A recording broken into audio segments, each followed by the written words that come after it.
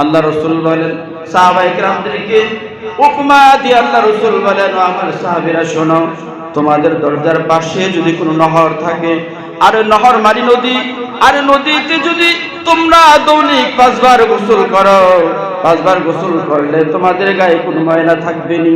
সাহাবায়ে কেরাম বলেন, ইয়া রাসূলুল্লাহ, ইয়া হাবিবাল্লাহ, না, আমাদের গায়ে কোনো ময়লা থাকবে না। আল্লাহর নবী বলেন, ততরূপ যদি আমার কোন উম্মত, আল্লাহর কোন বান্দা, সে যদি 5 ওয়াক্ত নামাজ পড়ে, 5 ওয়াক্ত নামাজ পড়ার কারণে তার শরীরে কোনো গুনাহ থাকবে না, তাইলে নামাজ পড়লে তার শরীরে কোনো গুনাহ থাকবে না। সে নিষ্পাপ নামাজের মাধ্যমে আল্লাহ তাআলা তাকে সমস্ত গুনাহ মাফ করে দেয়, এমনকি কবিরা গুনাহ পর্যন্ত মাফ করে দেয়, কারণ নামাজে তো তওবা ইস্তিগফার আছে। তাহলে নামাজ পড়লে আল্লাহ রাসূল সাল্লাল্লাহু আলাইহি সাল্লাম আমাদেরকে মাফ করে দিবেন।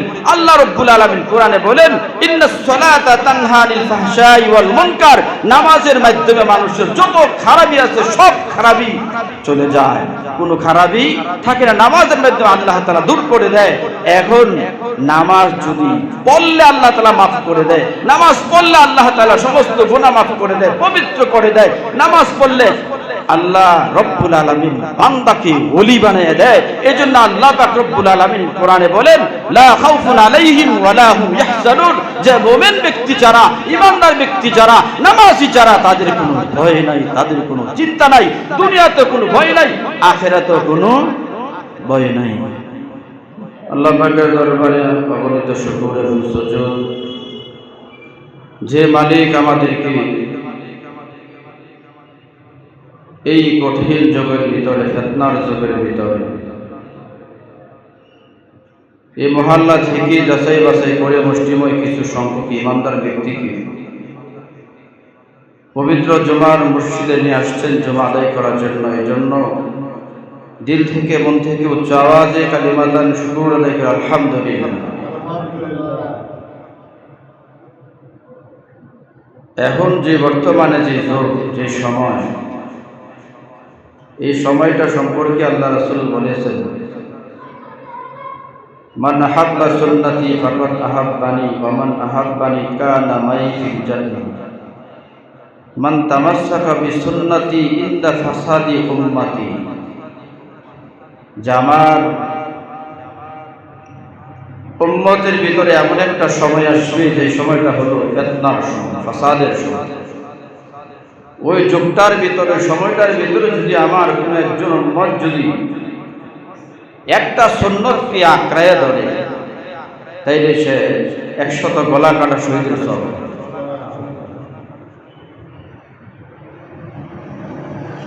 আর এখানে যে হাদিসের মধ্যে আল্লাহ রাসূল বলছেন যে সুন্নতকে জিন্দা, তাহলে মৃত্যু হয়ে গেলে জিন্দা। আজকে আমাদের সমাজে আমরা দেখব যে কোন কোন সুন্নতগুলো আমাদের কাছ থেকে বিলীন হয়ে যাচ্ছে। আমাদের সমাজে আজকে আমরা একটু চিন্তাও করি না যে আমাদের সমাজ থেকে যে সুন্নতগুলো উঠে যাচ্ছে, সুন্নতের কদর নাই, সুন্নতের দাম নাই। হয়তো আমরা হুজুররা গিয়ে সুন্নতের কথা যদি বলি, হয়তো অনেকে আশ্চর্য বোধ করে, অনেকে টিটকারাও করে। আর যখন কোনো সুন্নত নিয়ে টিটকারা করে, মস্করা করে, আর ওই সময় যদি সে ওই সুন্নতটাকে আঁকড়াইয়ে ধরে, তখনই সে 100 গলা কাটা শহীদ হবে। তো আসলে এখানে ওই আমি ফাসাদের জামানার কথা আসছে বিধায়ী কথাটা বললাম, এখানে সুন্নতের আলোচনা করা আমার মাকসাদ না, উদ্দেশ্য না। তো আমরা যে এখানে আসছি ভাই, এই জুমার দিনে, জুমার মসজিদে হাজারো মানুষ এখনো আছে যে দোকানে বসে আছে, বাজারে বসে আছে, আসতে পারে না। ওরাও তো ইমান নাই, এরাও তো ইমানদার দাবি করে, ঠিক না? এরা অন্য জাতি, ইমানদারি দাবি করে যে আমরাও মুসলমান। কোরবানি আসলে দেখবেন যে আপনার চাইতে বড় গরু নেই, হারা কোরবানি দেবে। আপনার আগেই আর গরু কেনার জন্য এমন একটা পেরেশান বা বলা বলি, অথচ আল্লাহর হুকুম, আল্লাহর বিধান যে নামাজ রয়ে গেছে, ওই নামাজের প্রতি আর কোনো খেয়াল নাই, কোনো খেয়াল নাই। এটার দ্বারাই বোঝা যায় যে আমাদের ঈমান কতটুকুন কার কতটুকুন। আযান শোনার পরে জেনে মসজিদে আসার জন্য তার মনটা দিলটা বেকার হয়ে যাবে, মনে করবেন যে আপনার ঈমান আছে। কারণ ঈমান যার আছে সেই তো আল্লাহর হুকুম মানে। আল্লাহ রাসূল সাল্লাল্লাহু আলাইহি সাল্লাম তো মক্কার জমিনে কিন্তু ঈমানের জমিনে মেহনত প্রথম করেছে। প্রথম ঈমানের দাওয়াত, তারপরে কি নামাজের দাওয়াত, প্রথম ঈমানের দাওয়াত। আজকে আমরা যদি ঈমানের দাওয়াত দিতে যাই বলে হুজুর আমরা কি বিধর্মী নাকি আমরা ঈমানের দাওয়াত দিতেছি? যদি বলি ভাই ঈমান কাকে বলে, ঈমান কি জিনিস বলেন তো, চুপ, কথা বলবেন না। ঈমান সম্পর্কে জিজ্ঞাসা করলে তার কোনো খবরই নেই, আবার লম্বা চূড়া দাবি করে আমি ঈমান। وَمِنَ النَّاسِ مَن يَقُولُ آمَنَّا بِاللَّهِ وَبِالْيَوْمِ الْآخِرِ وَمَا هُمْ بِمُؤْمِنِينَ।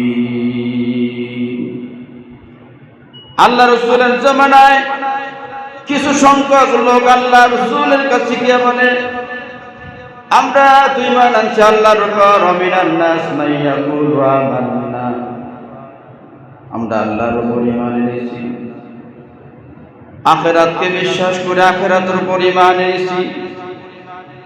আল্লাহর উপর ঈমানের কথা বলে, আখিরাতের কথা বলে, আল্লাহ রাসূলের সামনে প্রকাশ করে তারা মুসলমান। আল্লাহ রাসূল তো জানে না তারা কি মুসলমান না অন্য জাতি। আল্লাহ রাব্বুল আলামিন জানিয়ে দিলেন যে না, ওমা হুম বিমুমিনিন, তারা মুমিন না। আল্লাহ রাসূলের জামানায় একটা দল ছিল মুনাফিক। আল্লাহ রাসূলের সামনে এসে বলতেন ইয়া রাসূলুল্লাহ আমরা আপনাকে ভালোবাসি, নিশ্চয়ই আপনি আল্লাহ রাসূল, আমরা বিশ্বাস করি আপনাকে ভালোবাসি। কিন্তু অন্তরে ছিল কুফর, অন্তরে ছিল মুনাফিকি। কিভাবে রাসূলের ক্ষতি করা যায়, কিভাবে ইসলামের ক্ষতি করা যায় চিন্তাই ছিল না একটা দল। আবার আরেকটা দল ছিল আল্লাহ রাসূলের জন্য প্রাণ দেওয়ার জন্য, জান দেওয়ার জন্য প্রস্তুত। আল্লাহর নবী কোন সময় কোন কথা বলবো পেতে তাকায় থাকতো, চেয়ে থাকতো রাসূলের বিধান মানার জন্য, রাসূলের কথা শোনার জন্য একটা দল কিন্তু সব সময় তাকায় থাকতো, ছিল কিনা। আবার একটা দল ছিল কাফের। আর বর্তমান জামানায় তো এক দল আছে দাবি করে আমরা মুসলমান, আমরা ইমানদার দাবি করে, কিন্তু মুসলমানের কাজ কিছুই নাই, ইমানদারের কিছুই নাই। ভাই বহু লোক এরকম আছে ইসলামের দুশমনি করে, কিন্তু জহের করে প্রকাশ করে আমি একজন মুসলমান। আছে না? আছে। এই সরকারের আমলে যদি না জানা যায় তাহলে তো এই সরকারের আমলে সবচেয়ে বেশি প্রকাশ হয়েছে মুনাফিক এই সরকারের। কারণ আল্লাহ রাসূলের যেমন আল্লাহ রাব্বুল আলামিন জিবরাইলের মাধ্যমে জানাই দিয়েছেন যে ইয়া রাসূলুল্লাহ তারা মুনাফিক। আয়াত নাযিল করে আল্লাহ জানাই দিয়েছেন তারা মুনাফিক, তারা আপনার দুশমন, তারা আপনাকে ভালোবাসে না, তারা আপনার সাহাবী নয়। কিন্তু বর্তমান জামানায় তো এরকম কোনো আয়াত নাযিল হবে না, কারণ আর তো নতুন করে নবী আসবে না। এখন বর্তমান জামানায় তো এই নবীওয়ালা কাজের দায়িত্ব এই কাজ করবে কারা? উলামায়ে কেরাম। উলামায়ে কেরাম হলো নবীদের ওয়ারিস। হাদিসে আসছেন আল্লাহ রাসূল বলেন ইন্নাল উলামা ওয়ারাসাতুল আমবিয়া। উলামায়ে কেরাম হলো নবীদের ওয়ারিস। আম্বিয়া নবীদের বহুবচন হলো কি আম্বিয়া। সমস্ত নবীদের ওয়ারিস, শুধু আমাদের নবী। আল্লাহ তাআলা দুনিয়ার জমিনে 1,24,000 পয়গম্বর পাঠিয়েছেন। সমস্ত নবীদের ওয়ারিস হলো এই নবীর উম্মতেরা। আপনাদের দাম আসেনি, আপনাদের দাম তো আমরা নিজেরাই বুঝি। যে উলামায়ে কেরাম সম্পর্কে আল্লাহ রাসূল বলেছেন, ইন্নাল উলামা ওয়ারাসাতুল আম্বিয়া ওয়া আম্বিয়াউ দিনারাও ওয়া দিরহামা। আল্লাহ রাসূল বলেন, আমার উম্মতের ভিতরে যে উলামায়ে কেরাম হবে, আলেমরা হবে, ওই আলেমরা হলো আমার ওয়ারিস, সমস্ত নবীদের ওয়ারিস। কিসের ওয়ারিস? কোন দিনার দিরহামের ওয়ারিস না। তারা হলো আল্লাহ রব্বুল আলামিন আমার উপর যে লোহে মাহফুজ থেকে ইলম নাযিল করেছেন, কোরআন নাযিল করেছেন, ওই ইলমের ওয়ারিস, ওই কোরআনের ওয়ারিস। তারা মানুষদেরকে দ্বীনের দাওয়াত দিবে, দ্বীনের কথা বলবে। নবীদের যেই কাজ, উলামায়ে কেরামেরও সেই কাজ। কোন উলামায়ে কেরাম নিজ থেকে কথা বলে না, নিজের স্বার্থ কোনদিন কোনো কিছু বলে না। এই সরকারের আমলে হাজার হাজার আলেম জেলে কারাবদ্ধ হয়েছেন। অনেক আলেম উলামা এরকম জেলের ভিতরে কষ্ট ভোগ করেছেন, নির্যাতন ভোগ করেছেন। আপনারা জানেন, এরকম জামাত ইসলামের বহু লোক ফাঁসির কাস্টে চলেছেন। কেন? যুদ্ধ অপরাধী বলে ফাঁসির কাস্টে চলেছেন। তারা আল্লাহর দ্বীন, আল্লাহর জমিনে প্রতিষ্ঠা করার জন্য, আল্লাহর দ্বীনের জন্য হক কথা বলেছেন, সত্য কথা বলেছেন। তাদের ছিল এটাই অপরাধ, আর কোন অপরাধ ছিল না। একটাই অপরাধ, তারা আল্লাহর দ্বীনের কথা বলেছেন, কোরআনের কথা বলেছেন। আমি আপনি যদি আজকে দ্বীনের কথা বলি, কোরআনের কথা বলে যদি আপনি আমি চলে যাই, তাতে কোনো আপত্তি নাই। কারণ আপনি বাসায় বসে থেকে, ঘরে বসে থেকে প্যারালাইসিস, স্ট্রোক থেকে সবচেয়ে আনন্দের মৃত্যু হলো শাহাদাতের মউত। শাহাদাতের মউত হলো সবচেয়ে মুমিন ব্যক্তির জন্য এরকম আনন্দের মৃত্যু। মৃত্যু তো আমাদের হতেই হবে। এই জন্য হক যেটা সেটা বলা লাগবে। যদি আপনি আখির নবীর উম্মত হয়ে থাকেন, আর উলামায়ে কেরাম তো নবীদের ওয়ারিস, তারা তো অবশ্যই হক বলবে। যদি মন গড়া মতো কথা বলে আর নিজ থেকে কথা বলে, তাইলে আপনারা তাদের বিচার করেন, তাদের কোনো আপত্তি নেই। কোনো নিজের স্বার্থে কথা বলে, তাইলে ভাইরা আমার, এই যে আমি বললাম উলামায়ে কেরাম হলো নবীদের ওয়ারিস, দিনার দিরহামের ওয়ারিস না, নবীর ইলমের ওয়ারিস। এই দায়িত্ব নবী তো উলামায়ে কেরামদের কাছে দিয়ে গেছে। আর এই আখিরি জামানার আমাদের নবী মুহাম্মদুর রাসূলুল্লাহ সাল্লাল্লাহু আলাইহি ওয়াসাল্লামের উম্মতের যারা আলেম হবে, তাদের মান ও মর্যাদা, সম্মান কতটুকু জানে। আল্লাহ রাসূল বলেন, উলামায়ে উম্মতি কাম্বিয়াই বনি ইসরাঈল। উলামায়ে উম্মতি, আমার উম্মতের ভিতরে যারা আলেম হবে, তারা হলো বনি ইসরাঈলের নবীদের সমপরিমাণ মর্যাদা। চিন্তা করছেন? বনি ইসরাঈলের নবীদের সমপরিমাণ মর্যাদা। এই কথাটা যখন মুসা আলাইহিস সালাম জানলেন, তার কাছে বেশি ভালো লাগে। কারণ মুসা আলাইহিস সালাম তো একজন বনি ইসরাঈলের সবচেয়ে উল্লেখযোগ্য বিশিষ্ট একজন পয়গম্বর। আর নবীদের ভিতরে সবচেয়ে রাগী নবী ছিল কে? মুসা আলাইহিস সালাম। তো ওই মুসা আলাইহিস সালামের কাছে কথাটা বেশি ভালো লাগে। একজন বুজুর্গ তার স্বপ্নের ব্যাখ্যা একটা ঘটনা দেখেছে। উনি বলেন, আমি স্বপ্নে দেখলাম যে আল্লাহ রাসূল সাল্লাল্লাহু আলাইহি সাল্লাম একটা মজলিসে, একটা মঞ্চে বসা। আল্লাহ রাসূলের ডাইনে আখিরি নবীর উম্মতেরা তার ডান পাশে বসা, আর বাম পাশে হলো বনি ইসরাঈলের নবীরা বসা। তখন আমি স্বপ্নে দেখতেছি এই মুসা আলাইহিস সালাম সামনে বেরিয়ে যখন দেখলেন আখিরি নবী ওই একটা মঞ্চে বসা, সবার সামনে ওই মুসা আলাইহিস সালাম সামনে বাইরা আমাদের নবী মুহাম্মদুর রাসূলুল্লাহ সাল্লাল্লাহু আলাইহি ওয়াসাল্লামকে বলতেছেন যে আখিরি নবী আপনি নাকি বলেছেন আপনার উম্মতের আলেম যারা হবে তারা আমি বনী ইসরাইলের নবীদের সমপরিমাণ মর্যাদা, সমপরিমাণ ইজ্জত। এটা আমি শুনেছি, জেনেছি। আমি আপনাকে প্রশ্ন করলাম, এটা কি সত্য কি? আল্লাহর নবী বলেন, হ্যাঁ মুসা পয়গম্বর, আমার ডান পাশে দেখুন আমার উম্মতেরা বসা, আমার উম্মতের আলেমগণ বসা আমার ডান পাশে। তোমার যাকে মনে চায় তাকে একটু প্রশ্ন করে দেখো। মুসা পয়গম্বর একজনকে ডাক দিলেন, ডাক দিয়ে বললেন, ভাই আপনার নাম কি? আপনার নাম কি জিজ্ঞাসা করার পর ওই লোকটা এসে বলে, আমার নাম হলো ইমাম গাজ্জালি রহমতুল্লাহ আলাইহি। ওনার নিজের নাম বলতে গিয়া ওনার বাবার নাম বললেন, তার দাদার নাম বললেন, তারপর দাদার নাম বললেন। বলতে বলতে বলতে বলতে আদম আলাইহিস সালাম পর্যন্ত উনি বলে ফেললেন। মুসা পয়গম্বর বলেন, ভাই আপনাকে তো শুধু জিজ্ঞাসা করেছিলাম আপনার নামটা কি? আপনি এতগুলা নাম কেন বললেন? বলে, হে বনী ইসরাইলের নবী, বনী ইসরাইলের পয়গম্বর, আমার কথা বলার সুযোগ হয়েছে। আপনি কি যখন আল্লাহ রাব্বুল আলামিন জিজ্ঞাসা করেছিল, হে মুসা তোমার ডান হাতে কি? হে মুসা তোমার ডান হাতে কি? তুমি তো বললি পারতা হিয়া আসা, শুধু একটা লাঠি।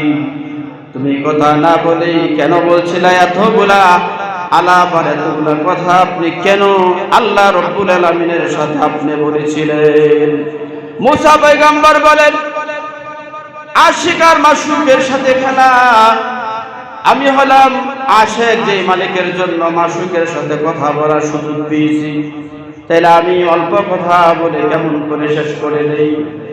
এ কথা বলার পর ইমাম গাজ্জালি রহমতুল্লাহ আলাইহি বলেন, হে বনী ইসরাইলের নবী মুসা পয়গম্বর, আমিও তো আখিরি নবীর একজন উম্মত। আমি একজন বনী ইসরাইলের সুনামধন্য নবীর সাথে কথা বলার সুযোগ যখন পেয়েছি, আমি কয়েকটা কথা বলে কেমন করে শেষ করে দেই।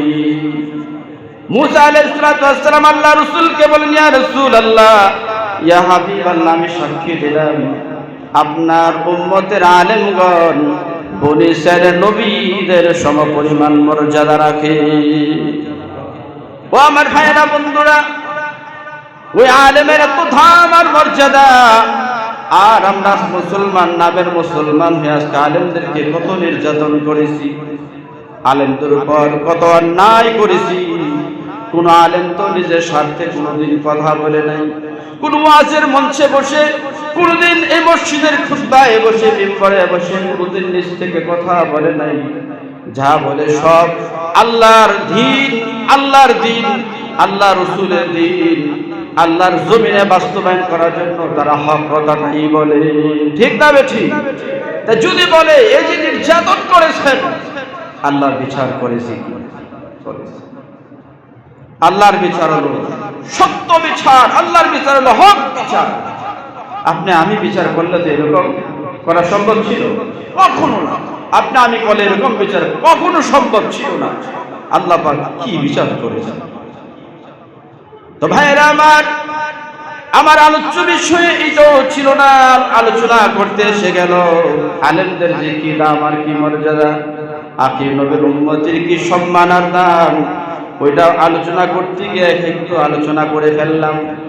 ভাইরা আমরা সবাই এখানে ইমানদার।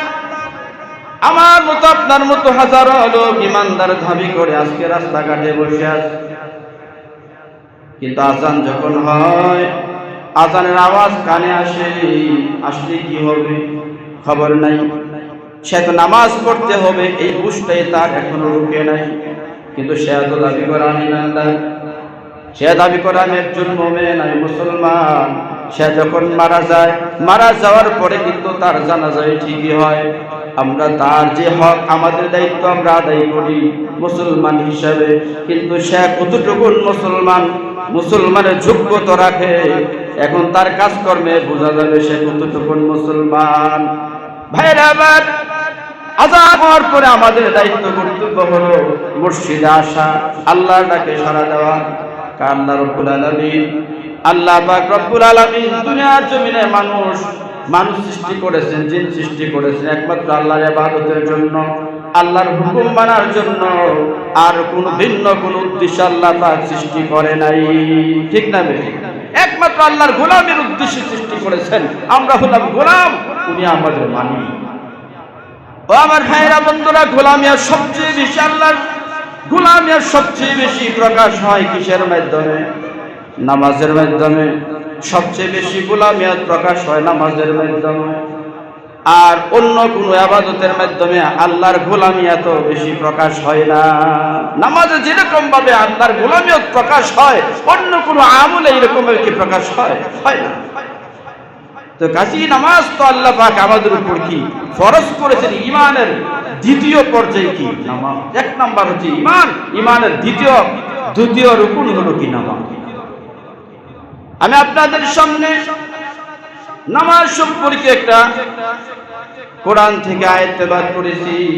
কোরআনের 27 পৃষ্ঠা 153 নম্বর আয়াত থেকে, সূরা বাকারা থেকে আমি এর উপর আলোচনা করার ইচ্ছা রেখেছি। আর হাদিস থেকে, আল্লাহ রাসূলের অসংখ্য হাদিস থেকে একটা হাদিস আপনাদের সামনে রাখছি। ওই হাদিস এবং কোরআন সামনে রেখে কিছু কথা বলার ইচ্ছা রেখেছি। ওইটাও সবগুলি নামাজ সম্পর্কে আলোচনা। তা আমাদের সবচেয়ে বড় আমল হলো নামাজ। আল্লাহ রাসূল সাল্লাল্লাহু আলাইহি সাল্লাম এই নামাজ প্রতিষ্ঠা করার জন্য আমরা সকলে জানি দুনিয়ার জমিনে অনেক কষ্ট করেছেন, অনেক কষ্ট মুজাহাদা করেছেন, দিন প্রচার করেছেন, নামাজ প্রতিষ্ঠা করেছেন। আল্লাহর নবী শেষ বয়সে আল্লাহর নবী দুজনের কাঁধে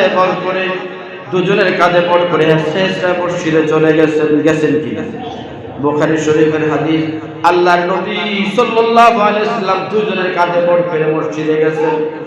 আর আমরা আযান শোনার পরে মসজিদে আসি না, আবার দাবি করে আমি একজন মুসলমান।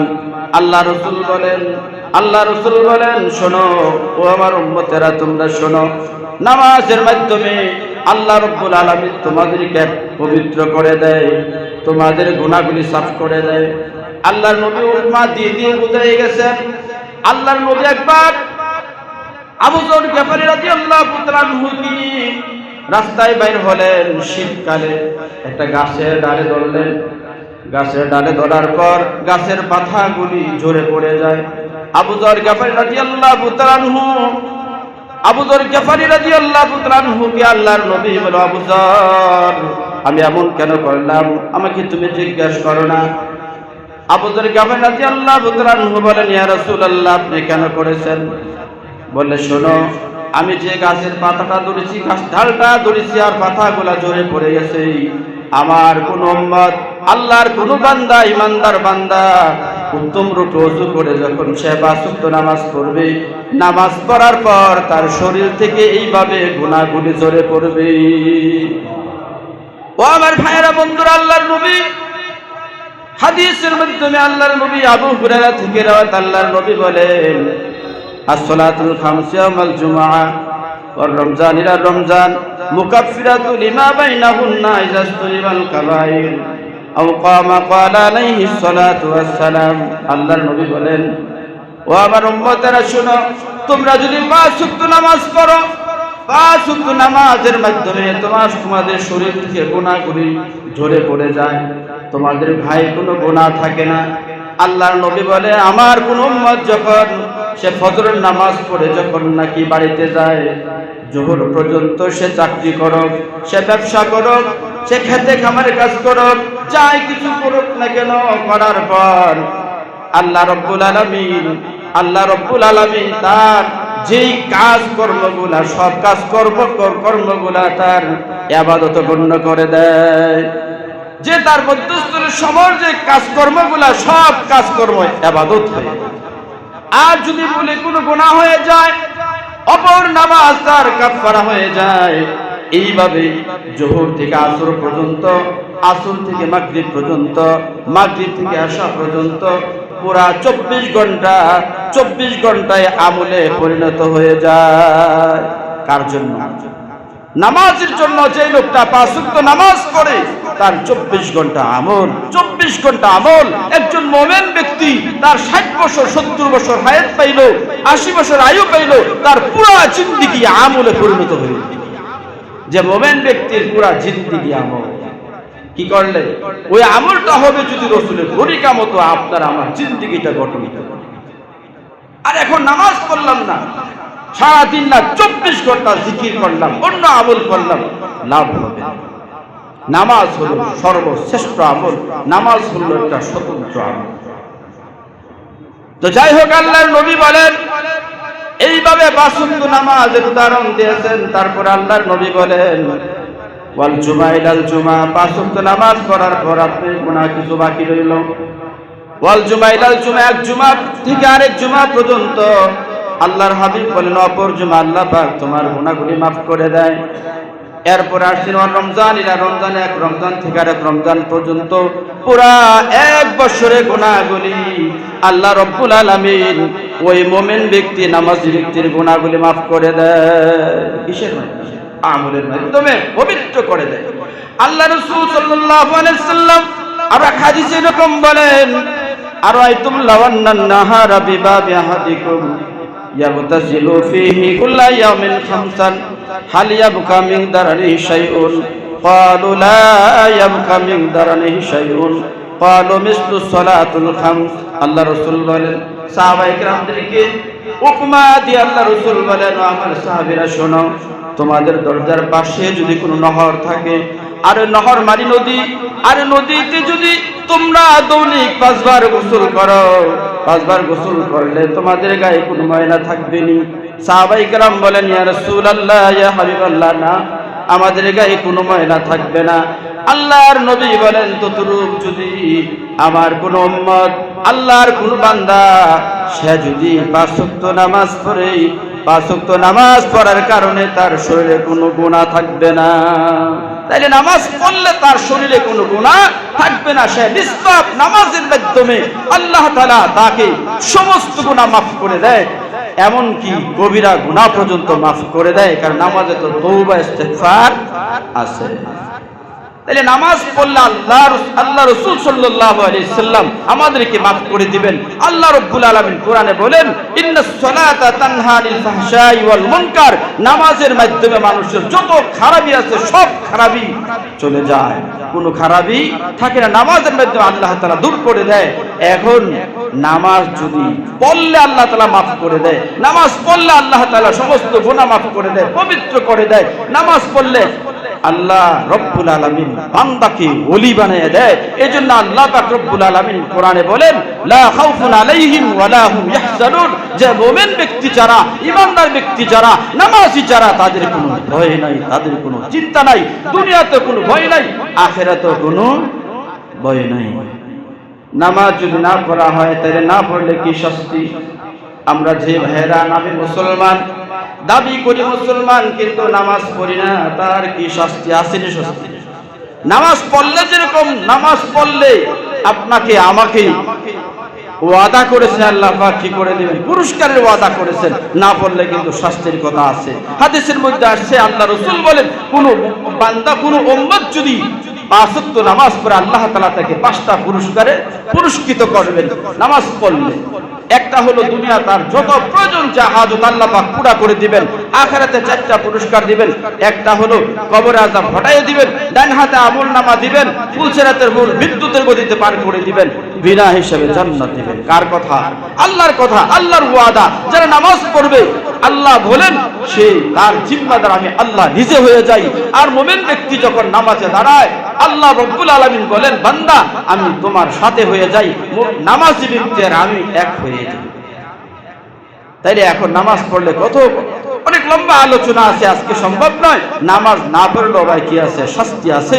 নামাজ না পড়লে 15টা শাস্তির কথা বলা হয়েছে। নামাজ যদি না পড়া হয় 15টা শাস্তির কথা, আযাবের কথা বলা হয়েছে। এখন ওই 15টা শাস্তি আযাবের সব সম্পূর্ণভাবে আলোচনা করা সম্ভব নয়। তবে যারা নামাজ পড়বে না, বেনামাজি, যারা বেনামাজি নামাজ পড়বে না, তাদের জন্য যে 15টা শাস্তির ভিতরে দুনিয়াতে 5টা।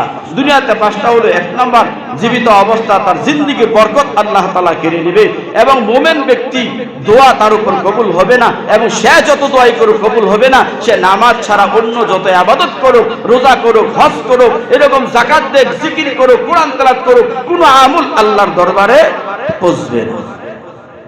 এই দুনিয়াতে তার 5টা শাস্তি দুনিয়াতে রয়েছে। মৃত্যুর সময় 3টা। 1 নম্বরে তার যন্ত্রণাদায়ক মৃত্যু হবে, 2 নাম্বার হলো তার মৃত্যুর সময় সে পিপাসিত অবস্থায় মরবে, 3 নাম্বার সে মৃত্যুর সময় ক্ষুধার্ত অবস্থায় মরবে। এই 3টা শাস্তি মৃত্যুর সময়। কবরে তাকে 3টা শাস্তি দেওয়া হবে। কবরে যে 3টা শাস্তি, 1 নম্বর শাস্তি হলো তার হিসাব খুব কঠোরভাবে হিসাব নেওয়া হবে। তার উপর কোন আল্লাহর রহমান এবং রাহিম কোন দয়া তার মধ্যে থাকবে না, যে ব্যক্তি বেনামাজি। এবং 1 নাম্বার কি? কঠোর হিসাব। আল্লাহ যে কাহার নাম ধারণ করে তার বিচার করবে বেনামাজি ব্যক্তির। 2 নাম্বার হলো এই যে কবরটা একটা জাহান্নামের গর্ত, আগুনের কুণ্ড হয়ে যাবে কবরটা। এবং 3 নাম্বার হলো একটা সর্প থাকবে, যেই সর্পটা এত লম্বা হবে, একজন মানুষ সারাদিন হাঁটতে যতদূর যেতে পারবে অতদূর লম্বা হবে সেই সাপটা কোরাসানি ওটার মতো এরকম উঁচা হবে। সেই সাপটার নখগুলো লোহার হবে, তার যে গর্জন হবে, তার এরকম আওয়াজ হবে, বর্জ্যের মতো আওয়াজ হবে, তার এরকম যে শীষ হবে, আগুনের শীষ হবে। ওই সাপটা তাকে দংশন করবে, বলবে, হে নাফরমান, আমি অর্থাৎ তুই ফজরের নামাজ না পড়ার কারণে আমার মালিক আদেশ করছেন, আমার মালিক হুকুম করছেন তোকে দংশন করতে। জোহরের নামাজ না পড়ার কারণে আমার মালিক আদেশ করছেন তোকে আসর পর্যন্ত দংশন করতে। আসরের নামাজ না পড়ার কারণে আমার মালিক, আমার পূর্বদিকের আদেশ করছে তোকে আমি মাগরিব পর্যন্ত দংশন করতে। এরকম মাগরিবের নামাজ না পড়ার কারণে আমার মালিক, আমার পূর্বদিকের আদেশ করছে তোকে দংশন করতে। এশা নামাজ না পড়ার কারণে ফজর পর্যন্ত আমি দংশন করতে আমার মালিক আদেশ করছেন। ও ভাই, ওই সাপটা যদি একবার দংশন করে, ওই মানুষটা 70 হাত নিচে মাটির নিচে চলে যাবে। ওই সাপটা দুনিয়ার জন্য যদি একটা শীষ মারত, তামাম পৃথিবী তার বিষের কারণে তামা হয়ে যেত, দুনিয়ার জমিনে কোনো গাছপালা জন্মাইত না। নাউজুবিল্লাহ। আমরা কি এগুলা বিশ্বাস হয় না? যদি বিশ্বাস না করি তাহলে তো আমার ইমানই নাই। যদি কারো কবরের যে জিন্দেগি, হাসরের যে জিন্দেগি, মিজান ফুলসিরাতের জিন্দেগি, হাসরের মাঠের যে করুণ দৃশ্য, ওগুলা যদি বিশ্বাস আমি না করি তাহলে তো আমি ইমানদারই না। তাইলে আমি কাফের, মুরতাদ, বেঈমান, নমরুদ, সাদ্দাত, কানুন, হামান, ফেরাউন তাদের মতো তো মন চাহিদা জিন্দেগি করতে পারবো যদি বিশ্বাসই না করি।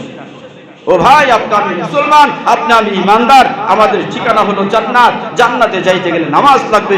নামাজ হলো জান্নাতের চাবি। এই জন্য ঈমান ঠিক করি এবং আমলের ভিতরে নামাজ সর্বশ্রেষ্ঠ আমাল। নামাজের স্বতন্ত্র ইবাদত, ওই সম্পর্কে আলোচনা করার সময় শেষ হয়ে গেছে। আল্লাহ তাআলা আমাদের সবাইকে 5 ওয়াক্ত নামাজ জামাতের সহিত তাকবীর উলার সহিত পড়ার মতো তৌফিক দান করুন। সবাই বলে আমিন।